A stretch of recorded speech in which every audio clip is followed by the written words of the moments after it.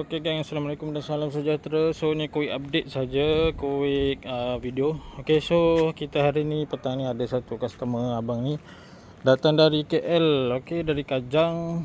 Kebetulan dia masuk Tulai Keruh, kereta dia terbabas lah. Okey, so yang sekarang pakai bumper FQ fiber lah. Okey, so dia terbabas, bumper pecah. Diingatkan tayar pecah, bunyi kedegeng-kedegeng ke apa benda. So dia check bumper pecah lah sebab dia terbabas. Okey, sayanglah CF ni. Lepas tu kita tengok fender ada lari sikit. Lepas tu bumper habis pecah lah. Okey, bracket bumper atas ni dah kemek, bengkok, kena tukar. Lampu pun dah pecah. Okey, lampu dah pecah sini, tadi dah buka. So lampu kita tukar yang second lah. Okey, dah setuju tukar second. Bumper tukar baru. Okey, so korang nak tahu bumper apa tukar, nanti kita tengok lah. Okey, so lain-lain okey lah, cuma nak kena betulkan fender, tak tahu ada nak kena adjustkan, tukar lampu. Okey, lepas tu baru boleh tengok ni lagi ni. Okey, so itu saja untuk malam ni. So ni aku nak hantar dekat bengkel. Kereta ni kita akan masuk bengkel kejap, lepas tu pasang bumper lah.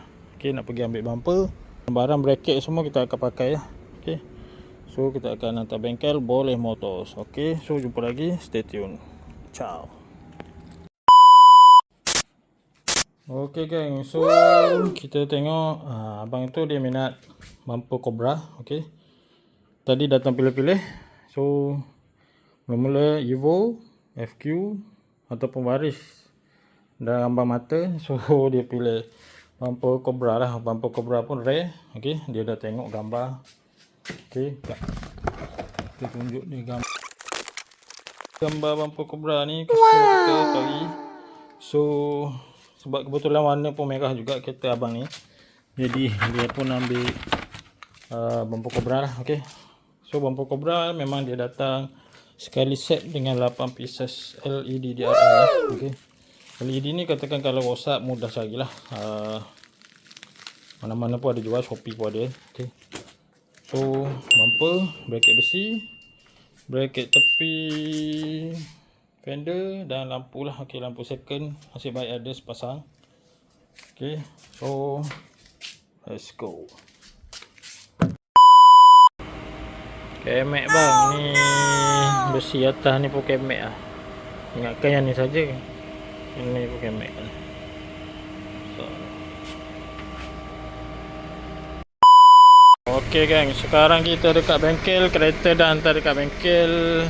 Okey, tadi kita tengok rupanya besi atas radiator ni, beam ni pun kemek berlipat tau.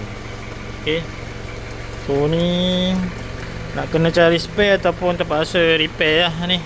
Okey, kalau tak ada spare, kadang-kadang benda ni kalau tak ada payah juga. Jadinya esok baru kita tahulah macam mana nak adjust.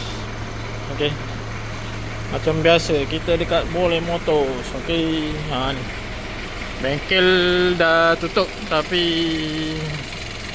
komen kasih on hantar kereta Okey, so kita hantar kereta, besok kita akan proseskan kereta abang ni ya. Okey, so stay tune, jangan lupa like, comment, share, subscribe macam biasa, follow. Okey guys, see you. A few moments later.